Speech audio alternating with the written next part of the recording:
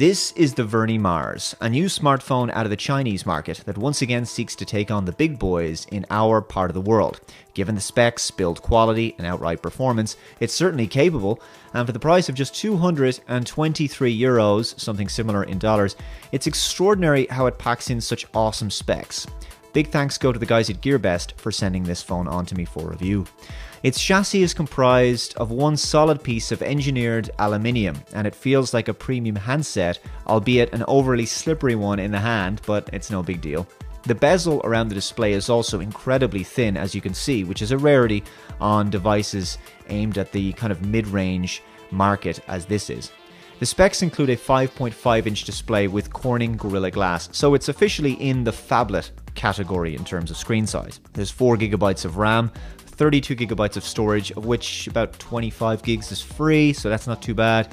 An octa-core 2 GHz processor, a fingerprint sensor on the side, which is odd, and I'll get to that in a minute.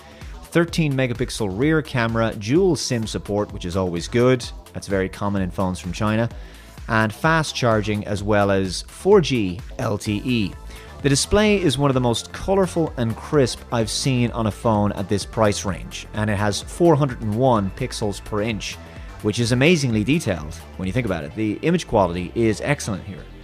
Sadly, the aforementioned fingerprint scanner is terrible, in my view, a real letdown.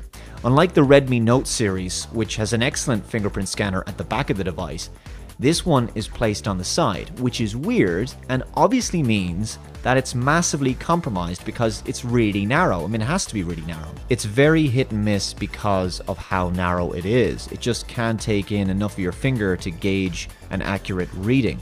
This thing will drive you crazy. It works maybe one set of 5 or 6 times, at least for me. So in my view, it's best to discard this and go with a standard pass-lock login, which is obviously disappointing because a lot of people nowadays want a fingerprint scanner on their phones. Anyway, as you might expect from such hardware, Android 6, in almost stock form here by the way, runs brilliantly. No real complaints, it's fast and reliable and stable. Bloatware is basically non-existent, so that's also most welcome. The speakers, however, aren't anything to really write home about. They can certainly be loud enough, but everything just sounds a little too crackly and screechy at max volume. Regrettably, the 13 megapixel camera is also a big letdown, taking photos that, while offering reasonable color accuracy, seem overly pixelated and grainy, with noise in even slightly under-illuminated conditions. Still not terrible, just a bit disappointing. For most every other task, however, I couldn't really fault the device. The Mars Vernee is a good smartphone that once again proves that China is churning out some certainly capable and high-class handsets that can easily compete and often exceed those of similarly priced devices in the West. Is it perfect? Far from it. As I've said, it has its flaws. But if you're looking for a large phablet device with overall decent specs, a good battery life, and high quality build, as well as having dual SIM and 4G LTE support, you could do a lot worse. There's a link below in the description if you'd like to know more. Thank you very much again for watching, and I will see you next time. Bye bye.